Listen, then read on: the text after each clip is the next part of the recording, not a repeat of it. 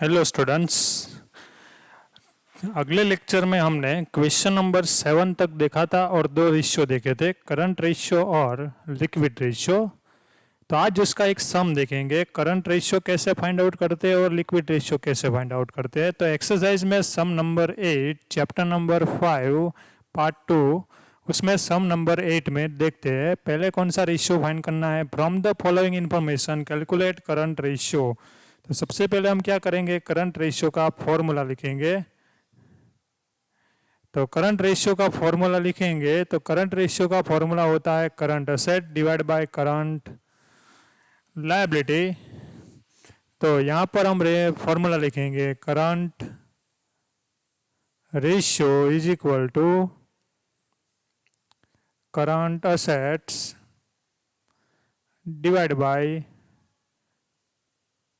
Current liabilities. अब current asset हमारे पास है नहीं तो फाइंड आउट करेंगे। तो नीचे लिखेंगे current asset is equal to, अब सबसे पहले से स्टार्ट करते हैं। पहला दिया है स्टॉक, वो हमारी असेट ही है तो लिख देंगे 3 लाख रुपीस।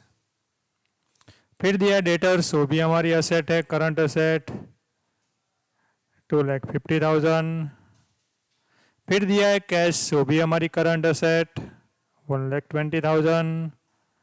फिर फर्नीचर तो हमारी फिक्स असेट है इसलिए उसको ध्यान में लेंगे नहीं।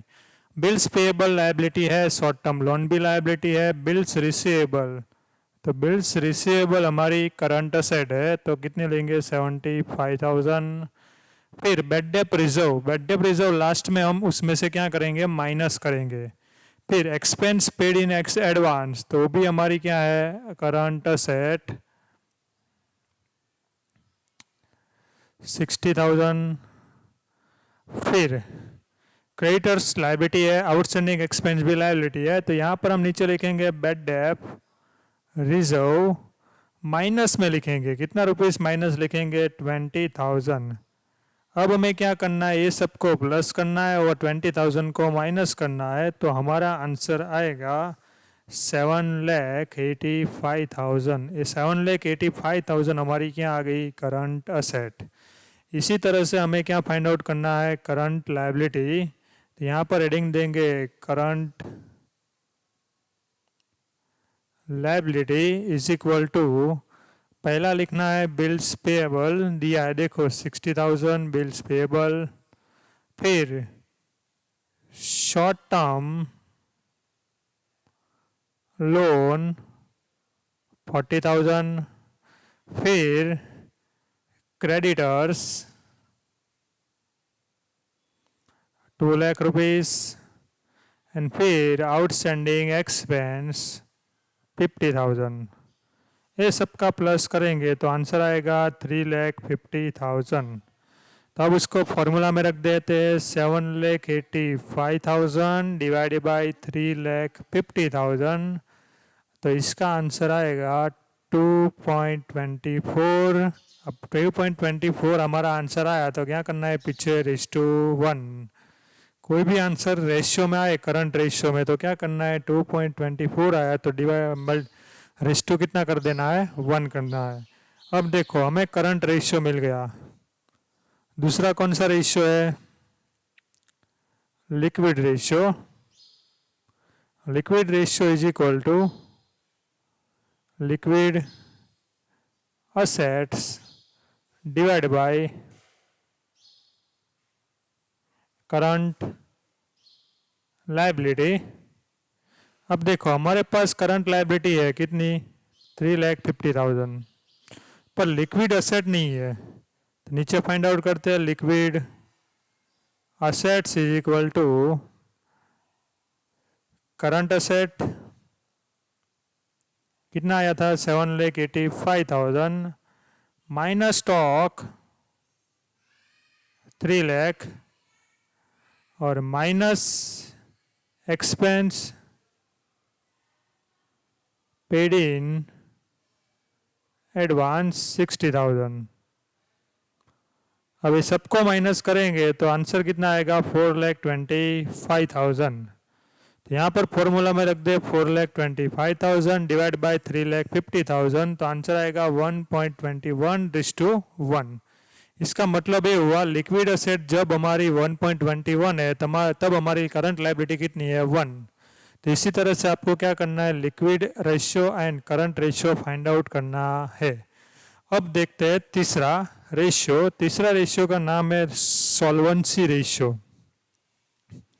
सॉल्वेंसी रेशियो में टोटल 4 रेशियो याद रखना है। फर्स्ट रेशियो है डेब्ट टू इक्विटी रेशियो। डेब्ट मतलब लायबिलिटी, क्या होती है डेब्ट मतलब लायबिलिटी, तो इसके ऊपर से ही फॉर्मूला बनाना है। डेब्ट मतलब लायबिलिटी, तो आपको कौन सी लायबिलिटी लेनी है, नॉन करंट और long term liability divide by share holders fund. मानो कि सब में आपको शेयर होल्डर्स फंड नहीं दिए और ओनर्स फंड दिए, तो ओनर्स फंड ही शेयर होल्डर फंड है, ये बात याद रखनी है। दूसरी बात ये याद रखना कि मानो कि नॉन करंट और लॉन्ग टर्म लायबिलिटी नहीं दी है तो कौन सा फॉर्मूला, पर एक बात याद रखो इसका आंसर भी रेशियो में आएगा। और नॉन करंट और लॉन्ग टर्म लायबिलिटी नहीं दी है तो उसका formula total liability minus current liability. Total liability में से करंट लायबिलिटी क्या कर देंगे माइनस, उसके बाद शेयर होल्डर्स फंड का formula equity share capital plus preference share capital plus reserve and surplus minus debit balance of profit and loss account. मानो कि क्रेडिट बैलेंस दिया है तो क्या करेंगे प्लस करेंगे, पर डेबिट बैलेंस क्या कर देंगे माइनस। मानो कि इसमें से इक्विटी नहीं दिया है, प्रेफरेंस शेयर नहीं दिया है, रिजर्व एंड सरप्लस भी नहीं दिया है, तो दूसरा फॉर्मूला यूज करेंगे। तो दूसरा फॉर्मूला है total asset minus total liability. पर मानो कि टोटल असेट और टोटल लायबिलिटी नहीं दी हो तो आपको क्या दिया होगा, total asset is equal to non current asset plus current asset, और टोटल लायबिलिटी में same to same non current liability plus current liability. अब दूसरा फॉर्मूला देखते हैं, टोटल असेट टू डेब्ट रेशियो। फॉर्मूला इसके ऊपर से ही बनेगा। पहला क्या दिया है टोटल असेट, तो ऊपर आएगा total asset divide bye non current और लॉन्ग टर्म लायबिलिटी। अब टोटल असेट का फॉर्मूला ऊपर आ गया है, नॉन करंट और लॉन्ग टर्म लायबिलिटी का फॉर्मूला भी ऊपर आ गया है, तो वो लिखने की जरूरत नहीं है। उसके बाद लॉन्ग टर्म लायबिलिटी में क्या क्या चीज आती है, लॉन्ग टर्म लायबिलिटी में आती है long term borrowing, long term debenture, long term provision, वो सब क्या पर आती है लॉन्ग टर्म लायबिलिटी में।